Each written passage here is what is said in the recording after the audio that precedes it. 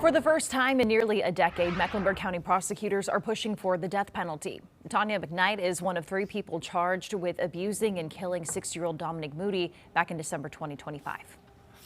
Everyone kind of knew it was on the table, but no one really expected, because it's Mecklenburg County, that they would actually go through with it.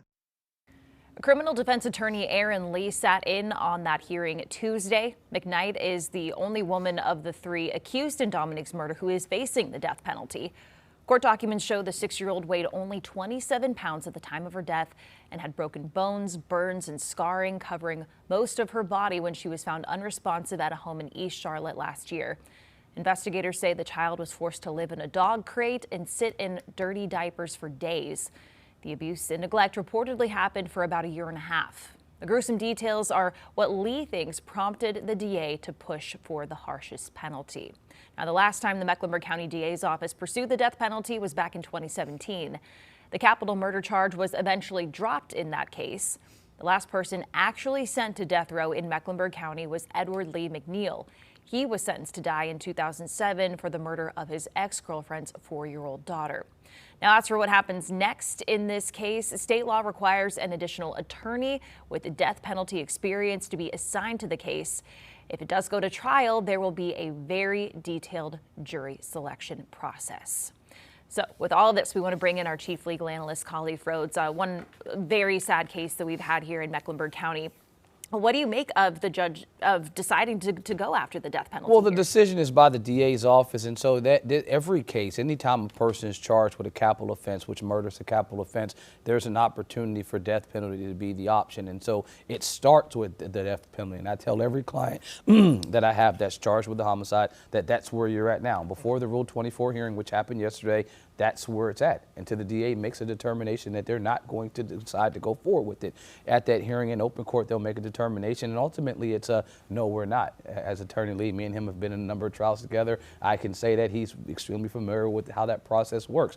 You go through it and they get to that point where it's very, very close. I've had about 4 cases throughout my time where it was, okay, I thought the facts were going to be to that level where they believed that it would be the death penalty. I've actually had a couple DAs in other counties tell me we were very, very close with charging and going forward with the death penalty. They just decided to go a different way. And so they make that determination, and now, as you mentioned, that additional attorney is going to be assigned. So you're going to have 2 now attorneys. One will be your capital defender. The other one will be a co-counsel to the case. And now it's waiting, looking at discovery, the same typical process you would go for, but it's going to be a lot more on the line in terms of what you're attempting to defend. Oh, well, since we're talking about capital punishment here, is there an extra layer of proof that the prosecution will have to provide since we're talking, you know, death penalty? No, here? we just need conviction. So you need conviction, and but it also is it's kind of like our last story when we talked about that jury selection. Because I've went to a number of CLEs, continuing legal education, that talk about the jury selection process when you're getting prepared to select a jury for a death penalty case, and you're trying to get rid of and the best way I can describe it, how they said it in the CLE, is killers, people on your jury that don't mind hitting yes to selecting that you would be okay with the death penalty, and trying to make sure you find ways to get rid of those folks. Not folks that will convict, but people that will say, yeah, I'll convict, but I don't want to choose death. That's 2 different questions, and trying to make sure that you find, if you're defending this individual, trying to find folks that won't select death, that's going to be your biggest obstacle when you actually ultimately get to trial. Khalif, I want to go back to your first answer, because you said you've had numerous cases where you thought the facts might be that where the DA would go for the death penalty.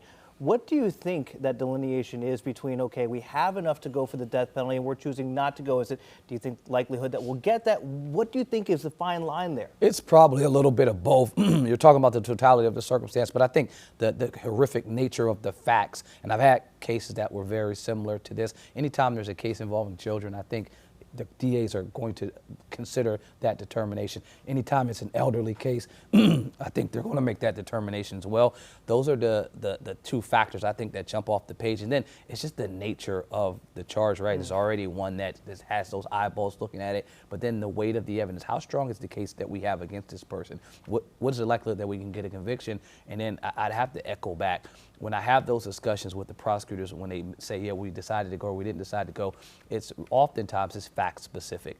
What happened in that instant, in that moment? What did they do? What can we prove? How strong do we think our case is? All of that is layered on top of it. But anything involving children, I think there's a chance every time. There's also legislation that's been prompted because of this case specifically. Why is it so rare in Mecklenburg County that we brought this up so many times? It's not just Meck, it's our entire state. I mean, it's the entire state is, I will say, not as strong with the death penalty as, say, a Texas, for instance, or even South Carolina, right, our neighbors right to the south of us. I think that North Carolina just has not been a state that has selected to go forward with the death penalty. And I'll say it's not because we don't have prosecutors that are tough on crime. I just think we haven't had facts that connect with cases where they believe all of those things line up. And because of that, I think that's where you have a scenario where they've chosen not to. Andy, quickly, you mentioned that the legislation that was passed in the wake of all this occurring, that's that backwards looking, that reflective type of thing, like steps were missed. DHS was notified, but nothing was followed up. Why did that happen? How can we prevent this from happening forward? Legislative. We are very reactive. That was a good reaction to a bad scenario. All right, Khalif Rhodes, thank you very much. One more final topic with Khalif coming up in about 30 minutes. Queen City News Plus. Just search Queen City News on your smart TV's app store.